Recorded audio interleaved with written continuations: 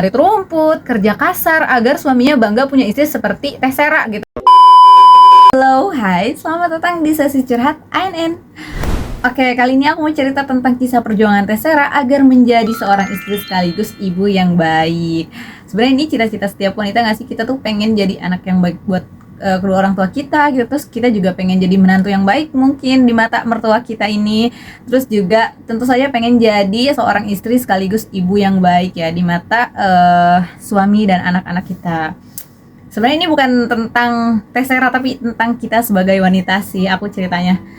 Oke, langsung aja ke ceritanya. Jadi kita flashback sedikit kalau Tessera ini dulunya gadis desa yang cantik dan juga anak tunggal yang disayang banget sama orang tua juga keluarga besarnya. Nah, semasa kecil ia terbiasa mendapat perlakuan istimewa dari orang-orang di sekelilingnya. Meskipun hidup sederhana di sebuah desa terpencil, tapi ia bisa dibilang dari kalangan yang tercukupi. Jadi apapun kemauan dia ataupun kebutuhan rumah tangga itu bisa terpenuhi dengan mudah gitu. Dan tentu saja namanya juga kembang desa pasti jadi incaran setiap pria mana saja yang melihatnya kan.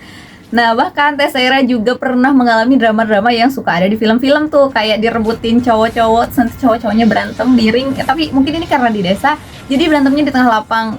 Sebenarnya ini lucu banget sih, Tessera aja nyeritainnya sampai kayak tertawa gitu, mengenang kisah yang dahulu. Cukup seru ya gitu, cukup menyenangkan gitu untuk dikenang gitu. Tapi ya cukup dikenang aja ya, nggak pengen balik atau kayak menyesali gitu, nggak. Tapi kayak ih seru ya ternyata dulu gitu. Saat usianya mulai dewasa, Tessera merasa sudah saatnya ia memilih laki-laki yang akan menjadi pendamping hidupnya. Jadi Tessera pun bertemu dengan satu laki-laki yang kita sebut saja Aandang. Aandang itu sesuai kriterianya si Tessera sendiri ya, laki-laki yang tinggi, hidungnya mancung, wajahnya tampan dan rapi gitu. Maksudnya buat di kalangan desa tuh jarang banget kan ya, misalnya orang-orang yang peduli banget sama penampilan gitu. Nah, si Aandang ini termasuk orang yang kelihatannya tuh kayak ini dia orangnya gitu kan, untuk seorang gadis desa ya kan. Nah, tentu saja dia juga memilih yang setara ya sama dia gitu. Setelah berpacaran cukup lama dan sering berkunjung ke rumah bertemu orang tua Tessera, ibunya Tessera pun bertanya dengan hubungan mereka apakah akan berlanjut ke jenjang yang serius gitu. Maksudnya ini kan sering banget nih ke rumah gitu, apakah bakalan serius menikahi anaknya atau emang cuma main-main aja gitu kan. Nah, terus Tessera dengan antusias ya, ia mengatakan bahwa ia sudah sangat siap jika seandainya dipersunting oleh Aandang karena Tessera sendiri merasa sudah cukup dewasa dengan umurnya yang sudah menginjak 21 tahun. Ya kalau misalkan di desa kan belasan tahun aja udah dipaksa, maksudnya bukan dipaksa ya, tapi kayak dengan mudahnya dinikahkan gitu. Nah, jadi dengan umurnya si Tessera yang 21 tahun ini, menurutnya kayak ya udah ini udah saatnya gitu. Dia udah sangat siap banget dengan segala resiko rumah tangga. Pokoknya dia udah mikirin matang-matang gitu buat ya udah yuk nikah gitu. Nah, terus ya Aandang sendiri tuh sifatnya bisa mengimbangi Tessera yang selalu kekanak-kanakan dan suka dimanja. Ya tentu saja kan dia sebagai anak tunggal ya kan. Singkat cerita, Aandang sama Tessera melangsungkan pernikahan yang cukup mewah dan megah. Itu tentu saja membuat patah hati nasional laki-laki di desa Serangga. Berarti patah hati laki-laki sedesa gitu. Soalnya kan sebagai kembang desa pasti banyak banget pria yang sangat ingin menjadi pendamping hidupnya, dan sekarang Tessera udah memilih satu gitu dari sekian banyak laki-laki yang ada di desa itu. Nah, hari-hari berlalu dengan suasana pernikahan yang cukup manis dan romantis, walaupun ekonominya yang kurang baik karena pekerjaan sang suami yang tidak menentu. Jadi si Aandang ini tuh kadang kerja, kadang enggak, soalnya kerjaan dia tuh yang serabutan gitu loh. Jadi kayak tergantung dipanggil atau enggaknya sama orang-orang yang ngebutuhin gitu. Mungkin ya kerja di ladang, ayo kerja jadi tukang, ayo kerja jadi apa aja, ayo gitu si Aandang ini. Jadi nggak punya pekerjaan yang menetap gitu ya kan. Tessera yang selalu makan enak sekarang hanya bisa makan sayur daun singkong yang dipetik langsung dari kebunnya atau hanya makan ikan asin murah yang menjadi teman makannya. Padahal sebelumnya ia tidak pernah menyukai makanan tersebut. Tapi harus gimana lagi gitu, ini udah terjadi dan Tessera sendiri yang memilihnya. Nah, tidak tega dengan ekonomi sang anak, akhirnya orang tua Tessera berinisiatif membangunkan rumah sederhana tepat di samping rumahnya. Nah, akhirnya di tahun kedua Tessera pun mengandung. Kehidupan rumah tangga mereka mulai terasa tidak hangat, tidak selayaknya pasangan baru yang bahagia menyambut kelahiran sang buah hati. Aandang justru sangat cuek pada istrinya yaitu Tessera, padahal Tessera sendiri tuh nggak pernah minta yang aneh-aneh, dia nggak pernah idam yang aneh-aneh gitu. Dia bisa tidur aja udah cukup gitu, udah alhamdulillah. Soalnya kebetulan, nah kan setiap bayi itu bawaannya beda-beda ya, maksudnya ada yang hamilnya lancar gitu, nggak kenapa-napa, dia nggak ngerasa bau apa-apa, nggak ngerasa mual dan apa gimana gitu. Nah, Tessera sendiri justru merasakan di 4 bulan pertama tuh mualnya banget kata dia, terus juga ngerasa bau sama semua hal, nggak nafsu makan juga.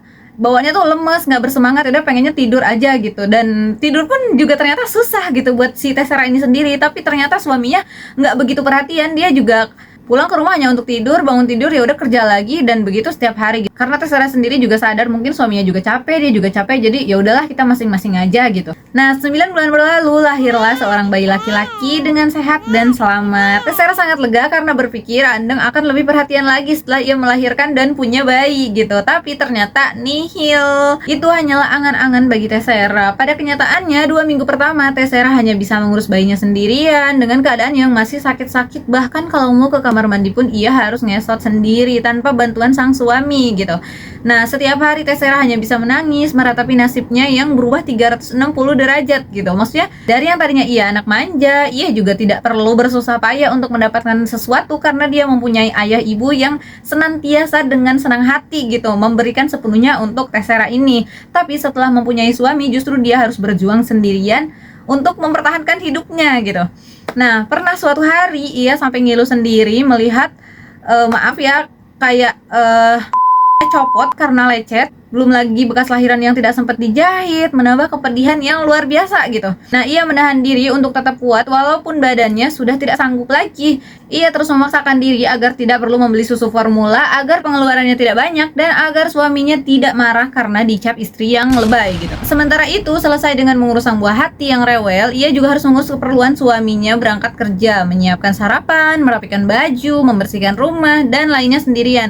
Lalu kemana suaminya gitu? Suaminya belum siap menjadi suami yang siaga, apalagi menjadi seorang ayah. Jadi di waktu senggang si Andang, ia bukannya ngebantuin si Tessera ngurus anaknya, kayak maksudnya mandiin gitu ya, bantuin ngomong atau enggak apa kayak gitu yang bisa dibantu gitu kan. Nah, si Andang ini tuh malah memilih nonton Short Dracin. Aduh, apa ya, kenapa gitu Short Dracin nomor 1 dari... Aduh, kata aku mah ini terlalu capek gak sih? Maksudnya kalau misalkan bikinnya berdua ya tanggung jawabnya juga berdua gitu. Bukan yang satu asik dengan dunianya sendiri, yang satu emang udah riweh sama keluarganya, sama ngurus anak lah, ngurus rumah lah, ngurus dia. Ini jatuhnya apa ya bahasanya? Nah, bahkan setelah bayi itu lahir, karena si Andang ini gak suka banget sama tangisan bayi gitu, jadi dia memutuskan untuk tidur terpisah dengan Tessera selama 3 tahun usia anaknya.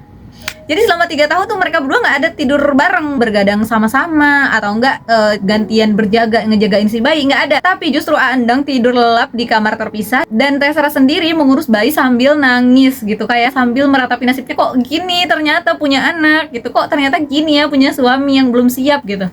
Nah, terus Tessera sendiri paling akan lari ke rumah ibunya, terus meminta sang ibu untuk membantu ia menjaga sang anak.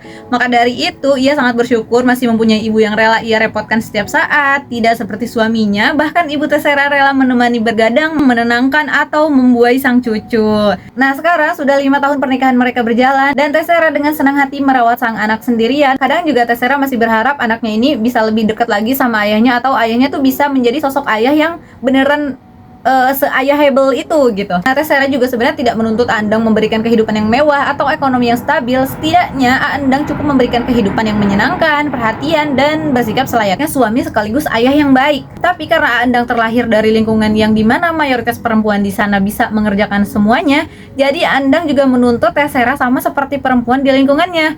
Pagi-pagi Tessera harus menyiapkan keperluan Andang, mengurus anak, lalu pergi ke ladang, dan Tessera juga dituntut ngarit rumput. Ya, kalau di desa tuh kan punya peliharaan domba ya, jadi harus ngarit. Nah, itu ngarit rumput itu ya buat peliharaan si domba itu gitu ya kan. Tessera juga pernah sempat menolak untuk tidak mengerjakan hal-hal yang si Andang ini suruh gitu, karena dia sendiri nggak pernah diajarin itu sama orang tuanya gitu. Justru dia dimanja banget sama orang tuanya, nggak pernah ngapa-ngapain. Bahkan dia tuh tahu kehidupan rumah tangga aja setelah nikah sama Andang. Dia bisa masak, dia bisa ngurus rumah, ternyata juga bisa ngurus anak gitu. Padahal itu nggak pernah sekalipun diajarin sama orang tuanya Tessera sendiri gitu. Dia juga pengen selayaknya menjadi ibu rumah tangga aja, sama seperti ibunya yang mengurus dia, hanya mengurus rumah gitu, nggak ngapa-ngapain lagi, ya udah sebatas itu gitu cukup. Karena menurut dia melahirkan dan merawat anak aja udah cukup melelahkan gitu. Tapi kini ia harus mengerjakan semua hal, juga sempat membantu perekonomian keluarga dengan cara berjualan di sekolah terdekat sambil ngasuh anak gitu. Nah, tapi usahanya tidak berjalan dengan lancar. Bahkan beberapa kali sering tidak mendapatkan uang sepeser pun. Akhirnya ia kembali membantu sang suami ngarit rumput, kerja kasar, agar suaminya bangga punya istri seperti Tessera gitu. Ia melakukannya dengan ceria, tidak ada satupun orang yang tahu keadaan dia, termasuk orang tuanya sendiri. Jadi dia nggak pernah cerita sama siapa-siapa kalau misalkan kehidupan dia setelah menikah tuh ternyata se-struggle itu gitu. Terus karena aku ke bawah suasana ya denger ceritanya si Tessera ini, so akhirnya aku bertanya dong, kenapa Tessera nggak ninggalin suaminya gitu, maksudnya kenapa Tessera mau bertahan dengan Aandang. Terus si Tessera ini ketawa dan menjawab, di era sekarang suamiku tidak selingkuh, nggak KDRT, nggak judol, nggak ngerokok, nggak genit, itu aja udah cukup katanya gitu. Mungkin kenapa aku bisa menerima nasibku yang saat ini, karena pernikahan ini memang atas kemauan aku, Aandang yang aku pilih. Aku sudah siap dengan segala resiko, aku sudah cukup umur, aku sudah kuat mental, aku juga bertekad untuk nikah sekali seumur hidup.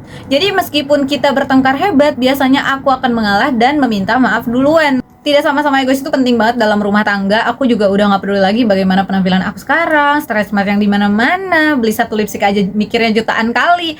Terus juga yang penting ya udah anak aku gitu. Ya iya yang aku banggakan sekarang. Malah kalau bisa aku pengen nambah lagi satu.